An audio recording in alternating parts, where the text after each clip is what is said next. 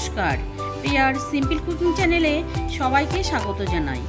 আজকে আমি আপনাদের সঙ্গে শেয়ার করছি ফলি বা ফলই মাছের রেসিপি। আজকে আমি ফলি মাছটা রান্না করছি আলু বেগুন দিয়ে। চলুন তাহলে আমরা রেসিপিটা শুরু করি। দেখুন, ফলি মাছটাকে আমি এখানে ভালো করে ধুয়ে পরিষ্কার করে নিয়েছি। আর এখানে আমি একটা মাছ নিয়েছি, মাছটা একটু বড় ছিল তাই 4 পিস হয়েছে। এবার মাছের মধ্যে আমি দিয়ে দিলাম নুন আর দিয়ে দেবো হলুদ গুঁড়ো। নুন হলুদ দিয়ে মাছটাকে ভালো করে মেখে নেব। আজকে আমি যেভাবে মাছটা রান্না করছি, মাছটা খুবই স্বাস্থ্যকরভাবে রান্না করছি। দেখুন, এবার কড়াইতে দিয়ে দিলাম তেল। তার আগে কড়াইটাকে কিন্তু ভালো করে আমি গরম করে নিয়েছি। এবার তেলটাকেও ভালোভাবে চারিপাশে ছড়িয়ে দেব। ছড়িয়ে দিয়ে বেশ ভালো করে তেলটাকে গরম করে নেব, না হলে মাছটা কড়াইতে লেগে যেতে পারে। তেলটা দেখুন সুন্দরভাবে গরম হয়ে গেছে। এবার আমি মাছগুলোকে সব দিয়ে দেব। দেখুন, আমি সব মাছগুলোকে দিয়ে দিয়েছি। দিয়ে এবার উল্টে পাল্টে মাছগুলোকে ভেজে নেব। এর মাঝখানে বলে রাখি, আমার চ্যানেলে যদি কোনো নতুন বন্ধু হয়ে থাকেন তাহলে চ্যানেলটিকে অবশ্যই সাবস্ক্রাইব করে আমার পাশে থাকবেন। আর পাশে থাকা বেল আইকনটি প্রেস করে দেবেন।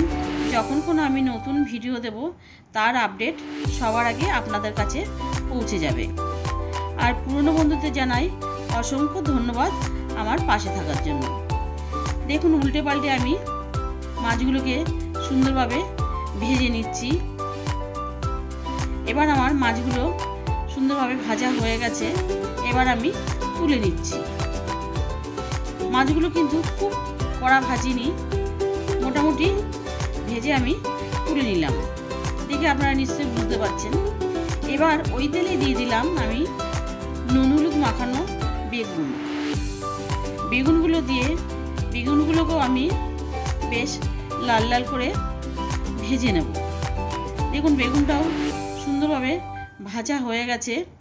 এবার বেগুনগুলোকেও তুলে নেব।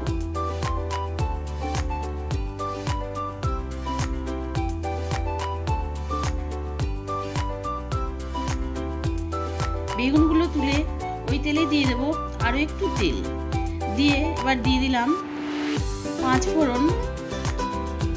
5 ফোড়নটা দিয়ে যখন সুন্দর ভাজা হয়ে যাবে তখন দিয়ে দিলাম একটা তেজপাতা। তেজপাতাটাও দিয়ে ভেজে নিয়ে এবার আমি আলু দিয়ে দিলাম। এখানে একটা আলু লম্বা করে কেটে নিয়েছি। আলুটা দিয়ে আলুটাকেও একটু ভেজে নেব। দেখুন, আলুটা একটু ভাজা হয়ে গেছে।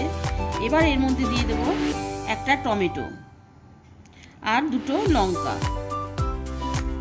আর টমেটো দিয়ে একটু ভাজা হয়ে গেলে দিয়ে দিলাম এখানে আমি আদা আর লঙ্কা বাটা। আদা লঙ্কা বাটাটা দিয়ে আলুর সাথে একটু ভেজে নেব। 2-3 মিনিট ভেজে নেওয়ার পর দিয়ে দেব একটু জল। এবার জলটা দিয়ে এর মধ্যে আমি অ্যাড করে দেব গুঁড়ো মশলাগুলো। জলটা দিলে মশলাটা পুড়ে যাবে না, সেই জন্য আমি জলটা দিয়ে দিলাম। দিয়ে দিলাম জিরের গুঁড়ো, ধনের গুঁড়ো, কাশ্মীরি লঙ্কার গুঁড়ো কালারটা ভালো হওয়ার জন্য, হলুদ গুঁড়ো, আর দিয়ে দেবো পরিমাণ মতন নুন। এবার সম্পূর্ণ মশলাটা আলুর সাথে বেশ ভালো করে আমি কষিয়ে নেব। আর টমেটোগুলোকে একটু ভেঙে ভেঙে দেব। দেখুন, মশলাটা সুন্দরভাবে কষানো হয়ে গেছে এবং তেলটাও ছেড়ে এসছে। এবার বেগুন আর মাছ ভাজাগুলো আমি ওই মশলার মধ্যে দিয়ে দিলাম। দিয়ে খুব হালকা হাতে আমি একটু মিশিয়ে নেব।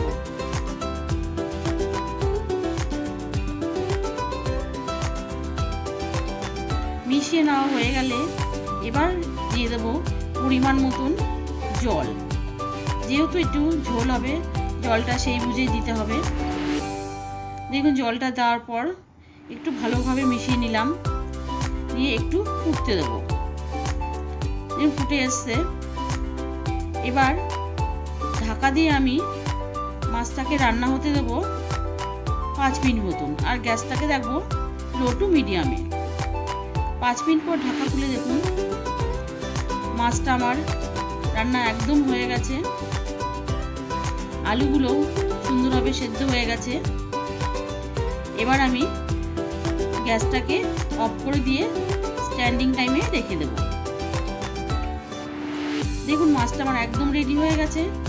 এবার একটা সার্ভিং প্ল্যাটারে সাজিয়ে আমি সার্ভ করে দিচ্ছি।